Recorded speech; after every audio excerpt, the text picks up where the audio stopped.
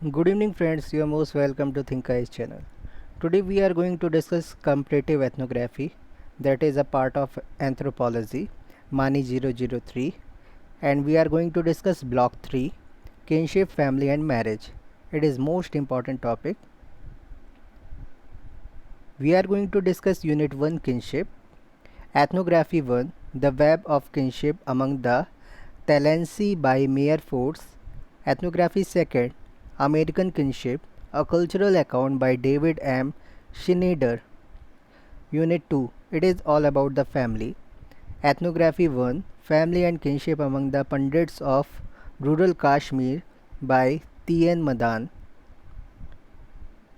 Ethnography 2nd, Himalayan polyandry, structure, functioning and cultural change, a filed study of Jaunsar Bawar by D.N. Mazumdar. Unit 3 is all about the marriage. Ethnography 1, Notes on Love in a Tamil Family by Margaret Travick. Ethnography 2nd, Himalaya Polyandry, Structure, Functioning and Culture Change, a filed study of Jaunsar Bawar by D.N. Mazumdar. Let us begin the topic. Block 3, Introduction. This block comprises 3 units. D.N. Mazumdar's work on the polyandrous society of the Himalayan figures at 2 places. The first reading in the first unit is by Mayor Force, originally from South Africa, who was trained in psychology and later shifted to anthropology. He is best known in anthropology for his work among the Talensi and Ashanti in Ghana. Like his other contemporary, A.R. Radcliffe Brown, he was a supporter of a structural functional approach. He believed that for generating any kind of an analysis of society, empirical evidences was required. However, he incorporated the notion of person in his structural functional analysis of kinship. One of his contributions was to the concept of complementary filiation. He found that in a matrilineal society, the father's line was not important for descent purpose, but was of great importance for sentimental and emotional dimensions. The same applied to the relations with the mother and her line in a patrilineal society. Force was a contributor to the descent theory, and the case of Talensi illustrated it well. The second reading is from David Schneider work on American kinship. Schneider was the director of what was known as the Kinship Project. The question he explored was the response of middle class to kinship. His was the first attempt to deal systematically with kinship as a system of symbols and meanings. It was not just a network of functionally interrelated roles dealing with consanguinity and affinity. His work on kinship also led to the development of a theory of culture that has proved valuable in the other studies. The second unit comprises 2 readings. First, by T.N. Madan, is a study of one's own society. Madan carried out his field work in a village called Uttarasu Umanagri on the Kashmiri Pandit. His work was on their family and kinship systems. For the analysis of his data, he made use of the approach of the developmental cycle of domestic group, according to which family is seen as a process changing over time. The second work herein is Mazumdar's study of a polyandrous community. Although the work is titled Himalayan Polyandry, it is concerned with the changes that have come in the region of Jaunsar Bawar.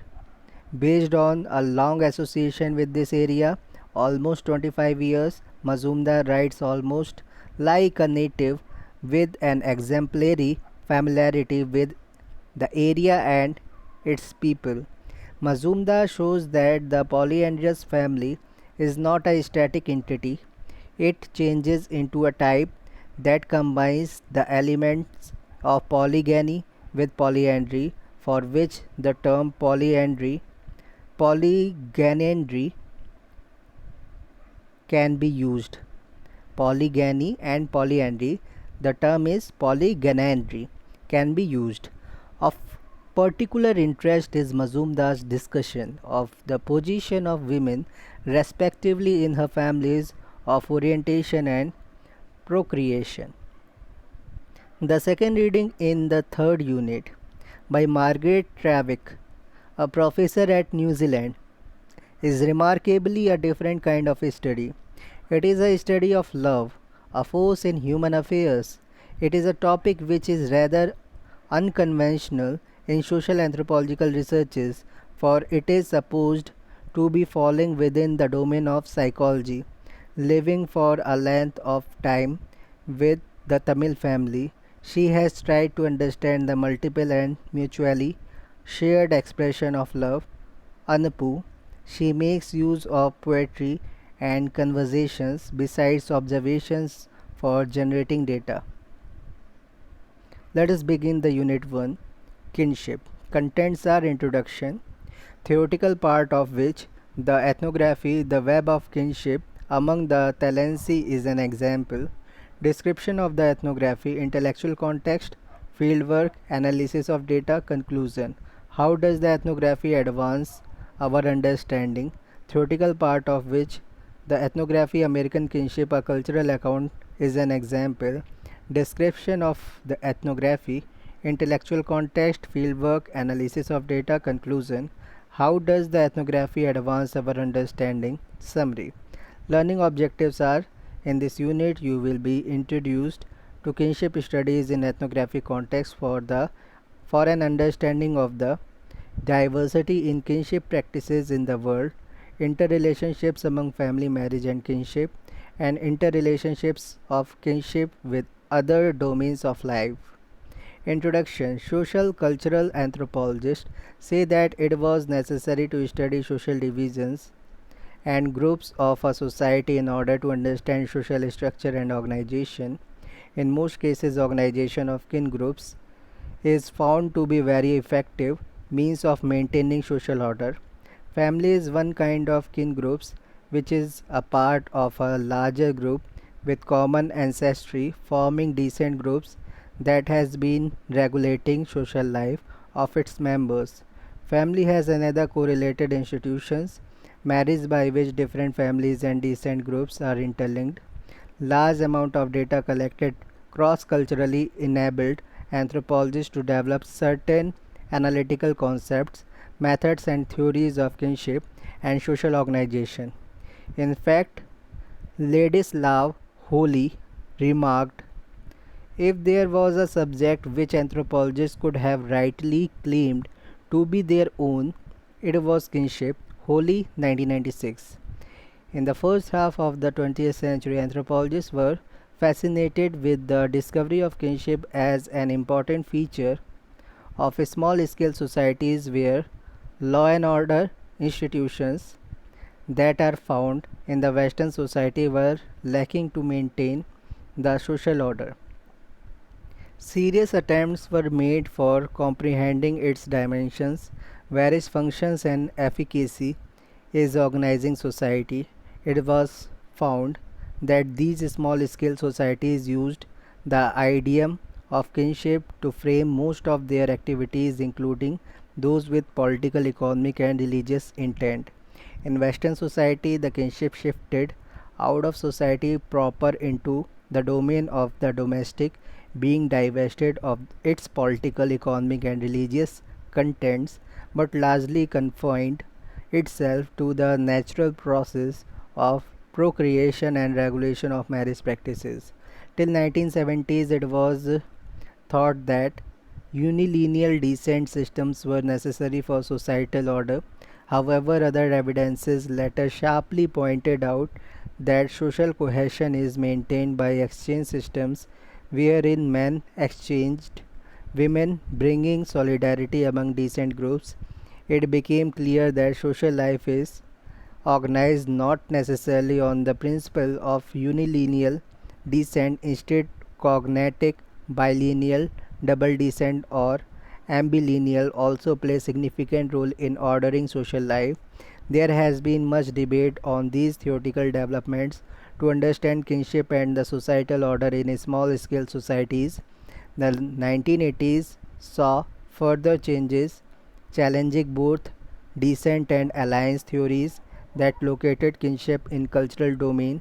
In this perspective, kinship is a cultural system. Persons and social relationships are cultural constructions. So far, kinship has been studied through the rules of descent, jural norms, rules of marriage, obligation, and social cohesion.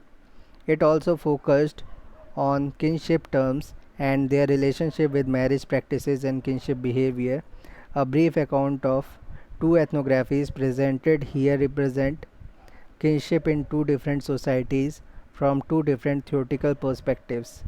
Theoretical part of which the ethnography, the web of kinship among the Talensi is an example. This book is an example of a situation where kinship is a principle of social organization. Description of the ethnography. Intellectual context. This book was written when the structural functional approach, which looked at how societies were the organized wholes, was the dominant approach in British social anthropology. Fieldwork. Mayor Forts carried out first-hand fieldwork among the Talensi using the typical anthropological methods of participant observation, interviews, and case studies. He lived among the people to understand their kinship organizations. Analysis of data. Talensi inhabit Ghana in Western Africa, earlier known as Gold Coast. They lack centralized political structure or tribal government. The society is divided into different descent groups which are independent, but their unity and solidarity emerge during the annual cycle of the great festival. Lineage, clan, agnatic, and cognatic relations. For Talensi, the generic concept of kinship subsumes all kinds and degrees of genealogical relationships, however remote they may be. The maximal lineage and clan are the basic units of social systems that organized corporate activities. A maximal lineage is the most extensive group of people of both sexes related to one another by a common patrilineal descent traced from one known ancestor through known agnatic antecedents. A clan is a localized unit consisting of a defined segment of a maximal lineage or a whole maximal lineage.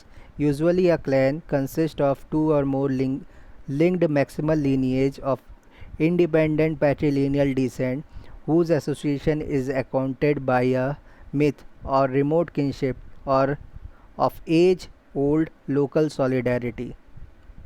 The maximal lineage is not only an organic genealogical unit, it is also an organic ritual unit, and its cult is its founding ancestor for whom a shrine is dedicated, whose custodian is the lineage head. A maximal lineage is divided into a number of segments, and each segment is identified by reference to its founding ancestor. A point is marked on the genealogical tree of the whole maximal lineage at which that segment's line of descent connects with the other lines of descent sprung from the founding ancestor of the maximal lineage. In this way, every maximal lineage is divisible into one or two segments which may be called major lineage. There is further segmentation down the line, and the lowest order is minimal segment or minimal lineage, which may be defined as the domestic group comprising the children of the one man. This is the narrowest agnatic group a person belongs to. There is a degree of autonomy of segments at the three levels to have independent ritual, jural, and economic affairs.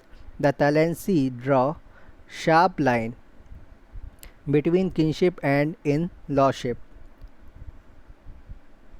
Kinship and in-lawship. Marriage implies the absence of kinship ties between parties. As the kinship ties exist in their own right, the marriage ties are artificial and contractual in nature. Marriages are bound by rights and duties which did not exist before.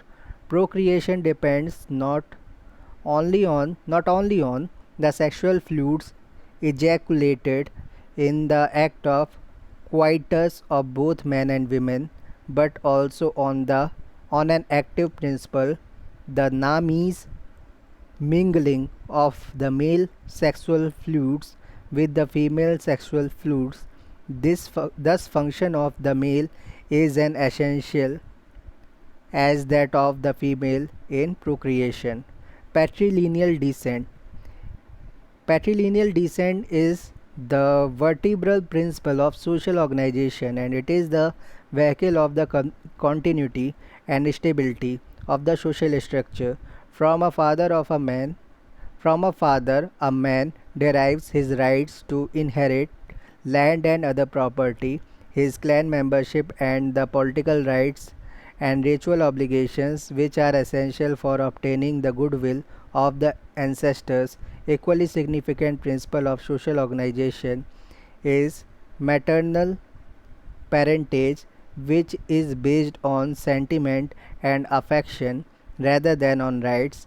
It is founded on the norm of sibling equality and a bond between sisters and brothers, and between mother's brother and sister's son, either of the first degree or in a classificatory sense.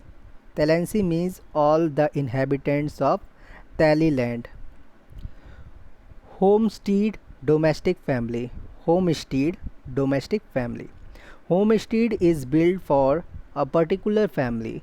The social relations in it run on the two lines: lineage on the canons of agnatic descent, and individual on the bonds of marriage and parenthood based on bilateral kinship. On the lineage front, they are brothers but with different mothers. They are oriented to different matri-centered segments. A homestead covers a circular or oval area with public place, and in the center granary which belongs to the head of the house. No one enters it without his authorization. Around the space centering the granary, living quarters of the homestead are located for wife or wives and her or their children. The senior woman, mother of the head of house, or senior wife is the mistress of the homestead. Each wife has three separate quarters or rooms, one for sleeping, a kitchen, and a store of her own.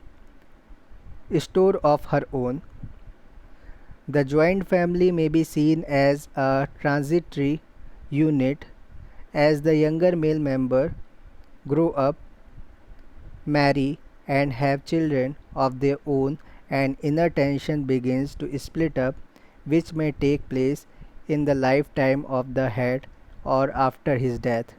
The senior-most son may leave to farm independently and set up his family, or cuts his own gateway at the same homestead, and may come back after the death of father to become the head of the house. The practice of levirate has significant effect in the constitution of joint family. Land and wives stand for fulfillment of fundamental social needs which run through the thoughts of the Talensi. Wealth preeminently consists of livestock acquired through savings or in exchange of surplus grain or cash, and the livestock principally put is equivalent to acquiring wives. Wives are always highly prized because They were always at a premium. In consequence, no woman of childbearing age need to endure an intolerable marriage, for she always finds another husband. But women rarely take advantage of this partly due to the stability of the patrilineal lineage systems expressed in interpersonal relations, in the power of father's authority and obedience. The father exchanges a daughter for cattle, which in turn helps to acquire a wife for son or for self. The marriage may break either through the actions of one of the spouses, generally the women, or through her guardian for non-payment of bride price, or for any other reason. There is no formal procedure for divorce, just woman runs off from her husband's house to return to her parents or brothers. Despite initial pitfalls, families do get established and remain stable.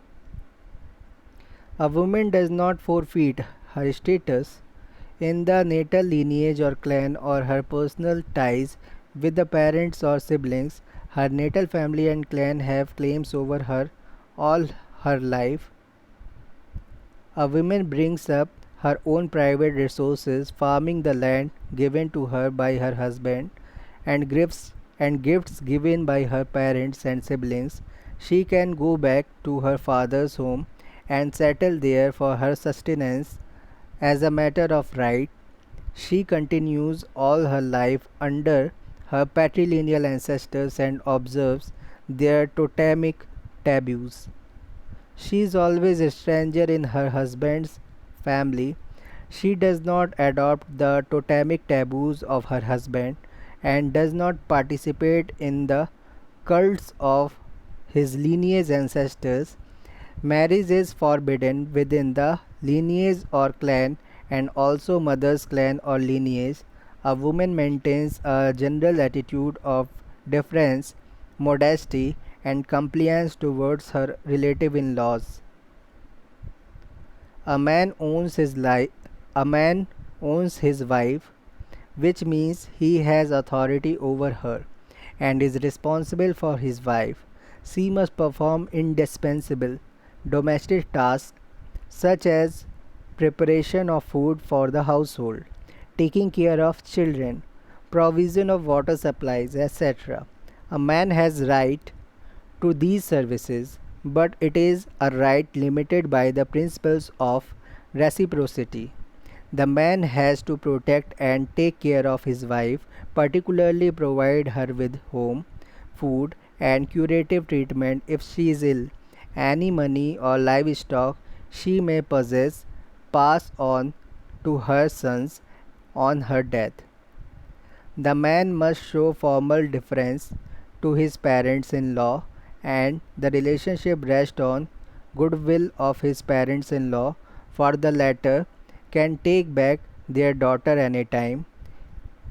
He has joking relations with siblings in law.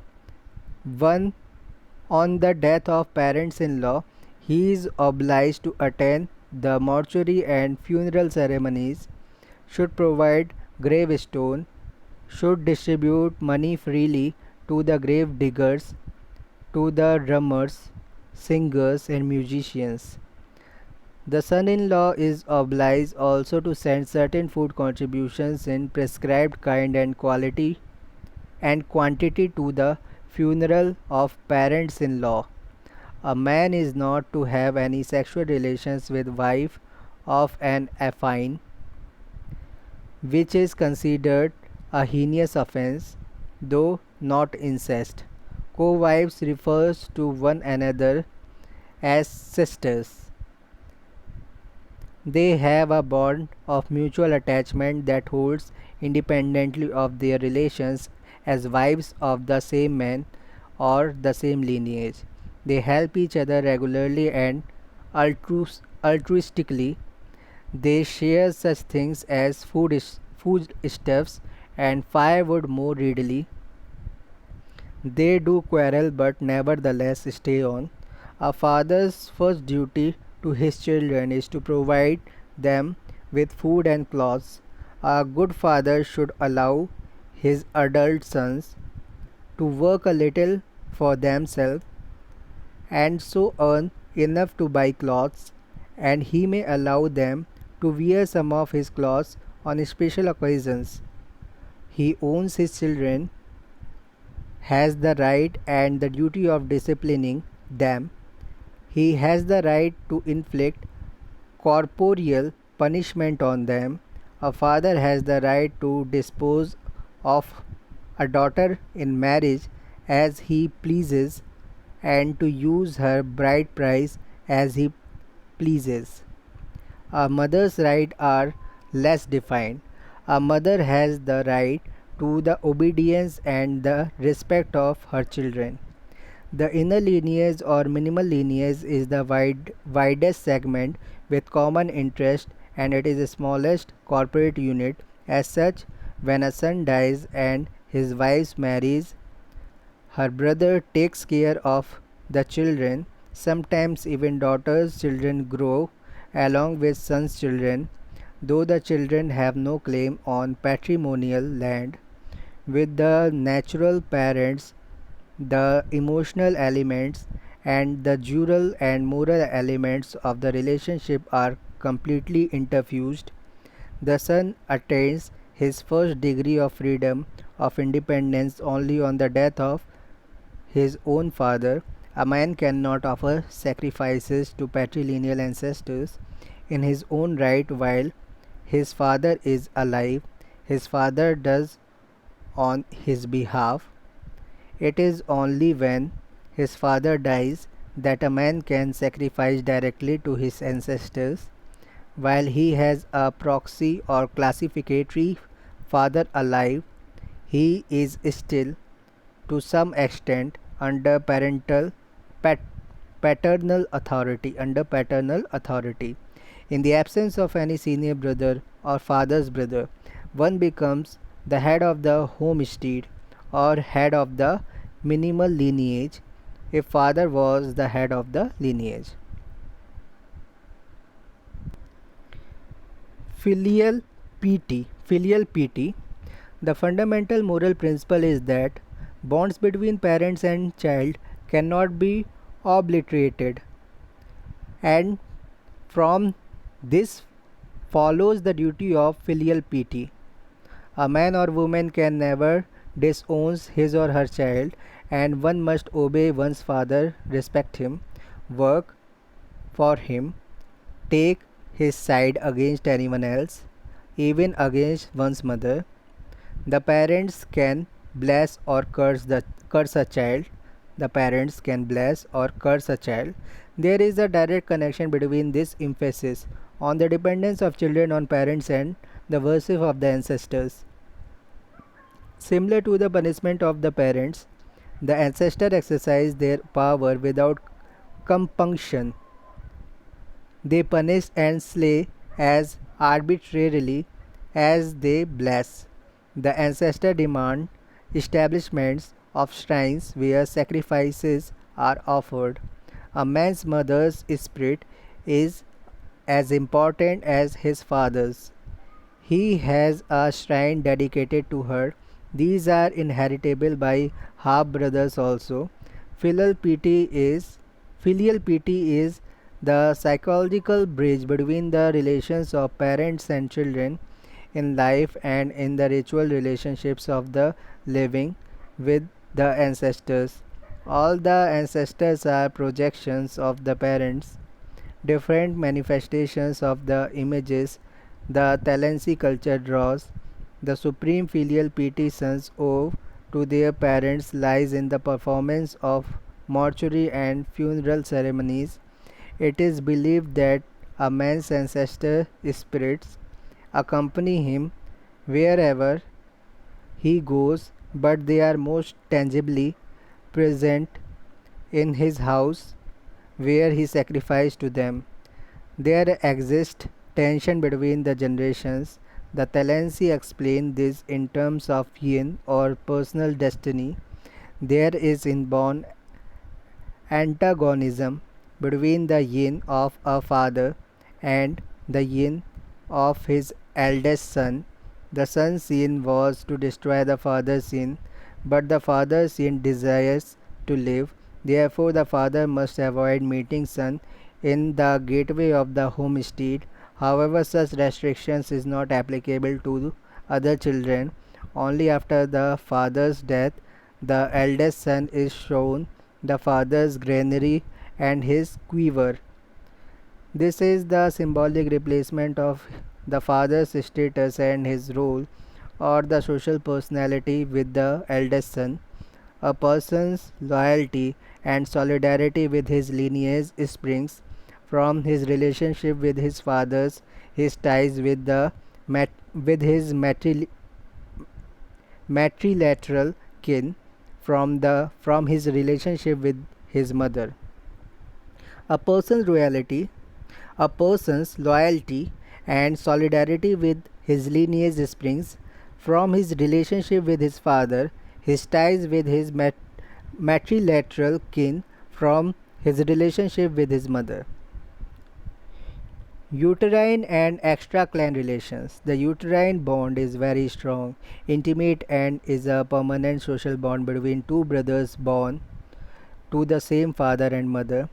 The other siblings, children of different mothers and fathers, brothers, children, and fathers, brothers, children, are differentiated terminologically as well as in behavior. These brothers are co-heirs and come under the same jural norms and are members of the same maximal lineage even if they live independently. The clan brothers have no property relations except that they are clansmen. Sexual relations with the clan sisters outside the medial lineage are not regarded as disgraceful, though it is considered adultery. It is not incest. In fact, it is rare. It is reprobated as it is considered individual act of omission. The bride price received for a girl should be earmarked for the payment of the bride price for the wife of her her closet brother. A widow of child bearing age who has children usually consents to marry one of his close brothers. Next to him is his brother of late husband's in her lineage brother. Next to him is brother of late husband's inner lineage brother. Inheritance of a grandfather's widow by a grandson is confined to the inner or at the most medial lineage. A sister's son can marry mother's brother's widow or his mother's brother's father's widow. All these bear out social equivalence of siblings. It is graded according to the genealogical distance. A man's relationship to his sister's son has a jural and ritual coefficient. It is tied to the lineage structure and functions on the lineage principle. A lineage stands in the relationship of mother's brother, and the mother's brothers offers sacrifice on behalf of the lineage into which the mother is married in order to secure blessings from the matrilateral ancestors. Often mother's brother's son is identified with mother's brothers. Mother's brother keeps his interest in his sister's son, often by giving gifts. They cannot contract debts towards each other. Sister's son enjoys the status of a foster child, though the latter cannot inherit any property. If one is cared by mother's brother, he will not forfeit his property rights in his lineage. He acts intermediary between his maternal and paternal clan members and help erection of maternal shrine for the mother's brother. While the lineage system separates individuals and corporate groups from one another, the network of extra clan bonds knits them together. The extra clanship provides complementary functions to the clanship. Through marriages, the through marriages that extra clanship kinship ties are woven into the lineage fabric, and this runs through several generations. These social relations are governed by a general rule of amity, and one is obligated to help in difficulties if possible. Further, marriage between extra clan kin of any degree is forbidden. Thus, kinship outside the lineage lies in the sphere of individual sentiment and conduct. It is located beyond the inner lineage in the level of mother's brother's clan. The sister has to fulfill certain customary obligations at the funeral in her or brother's lineage. She, in fact, has very little count in the web of kinship, of extra clan kinship. A man usually informs his sister's son and his father's sister's son whenever he offers sacrifices to his ancestors who may participate in it. A man establishes shrine for the founding ancestor as well as his mother, and similarly shrine is consecrated to mother's ancestors also. Thus there is a complex of shrines at a homestead. Conclusion: the work shows that kinship systems are further segmented, and these combine to form levels taking care of different aspects of society. The major theme of this book is that unilateral descent groups are corporate structures.